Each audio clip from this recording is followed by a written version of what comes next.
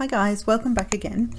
Today I'm going to use lovely Lattice stamp from Stampin' Up, and I'm actually going to do two things here. Well, the second one is a way experimental, but turned out much better than I even thought it would. I had no clue what was going to happen on the second experiment, if you like. The first one is for those who are either allergic to or cannot stand the smell of bleach.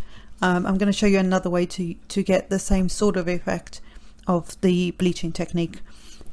So this is what we're going to do today. I have some watercolor paper here, which is probably giving you a hint as to what we're going to do, but I need to prep them. So I'm actually going to do this twice. One for the faux bleaching technique, and the second one for my total experiment, which I was really chuffed with because it turns out so effective. Anyway, so I've prepped the cardstock with an anti-static powder tool. I am then inking it up with some Versamark ink, and I'm using a piece of paper because in the last video the the coffee filter thing that I do have for embossing powder drove me mad. And I was doing these about the same sort of time, so I used a piece of paper folded in half, works the same way, and some black embossing powder. Now if you don't have black embossing powder, you can, as I said in the previous video, and I would encourage you to go and check that out. I did say that there is another way. You would need to use a stamp platform like we are today, and what you could do is you could prep in all the same ways that you would to use an embossing powder. But what you'll do is you'll stamp in the color you want first, so that goes for any color, and then you'll stamp over the top again with the Versamark ink, and then use a clear embossing powder, and you will get a very similar effect. It will give you that color without the drama of black embossing powder, which is, I have a love-hate relationship with black embossing powder, let's just put it that way, because it just goes everywhere. And in particular on this cardstock, it seemed to almost like there's like a powdery part of it as well. I guess that's part of the pigment, and it literally just almost looked like it was sitting in all the texture of the cardstock. So frustrating, but honestly for this particular technique I didn't need to really worry about it because of what we're going to do after we've heat embossed these. But if this was something where you wanted a white background, then yeah, maybe do the other, maybe emboss the other way. So I have both of these, which I'm going to heat set in a minute, and I am going to do these in two parts. I'm not making cards today, I'm just showing you the technique. I got a little overexcited with the second one, and yeah, didn't make a card with any of it. But that's fine. This will give you ideas for, like I say, a faux bleaching and then the experiment. I won't say any more on that.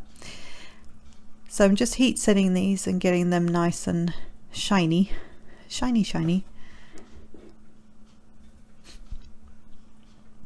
And then I tilt it in the light just so I can make sure I've got all the areas. It's just because it just helps you see whether you've heat embossed areas, or all the all of it.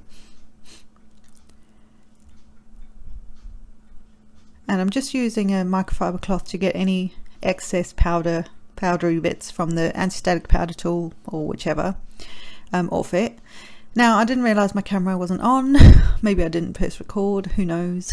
but I'm using Distress Oxide ink, and I'm going to use the Rustic Wilderness. I just picked a color, and I am just saturating the whole piece.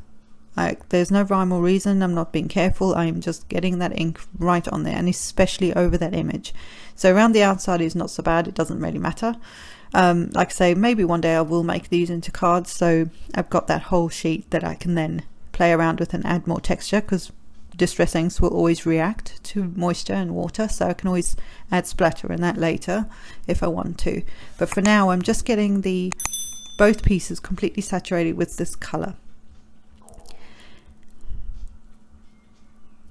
And then after I've cleaned up, I'm going to take a, and this is good for any of this sort of technique anyway, I'm going to take a piece of paper towel and I'm going to go over the top and just rub over the top of it.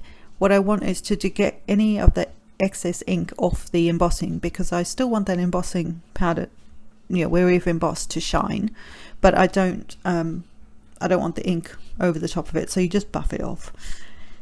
So there's two ways we're going to do this today. So the first one is I am going to use bleach. The second one is bleach, and the first one is water.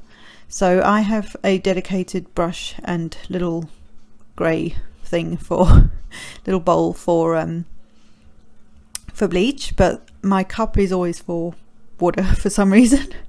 So for the water technique, which is the first one we're going to do, which I'm using my mug and a paintbrush, I'm going to, you need a paper towel to be able to blot off where you put the water. So I'm just picking up the water from the cup, shoving it on there. Look, it's that simple, and shoving is a technical term, and then blotting off the excess. Now I do this in stages, because even though this is watercolor paper, which is also why I used watercolor paper, for this faux technique, I just feel like if you do it in stages, although the watercolor paper can handle moisture, which is great for what we're doing, I don't want it to sit there. I want to get rid of that ink that I'm sort of using. So if you do watercoloring and you get some watercolor paint somewhere you don't want it, this is also a good way to do it. Just use clean water and sort of lift it off the paper. So although we're doing this as a faux bleaching, it still can be used when you're using watercolors to paint something, you know, purposefully, shall we say. So just going over all the little areas and just literally painting some water in there, and then lifting it off with the paper towel, which you can see is quite nicely lifting off that ink. So the thing I found was that you kind of get to a point with this where it can't lift anymore. So maybe if it was a darker color, I thought this color would be dark enough, and it does work, and it's very subtle, and it's got a slight blue undertone, which is quite nice. But I think, and I don't know whether it'll do the same thing on regular cardstock, so that's good to that'd be worth trying. But it was a subtle thing.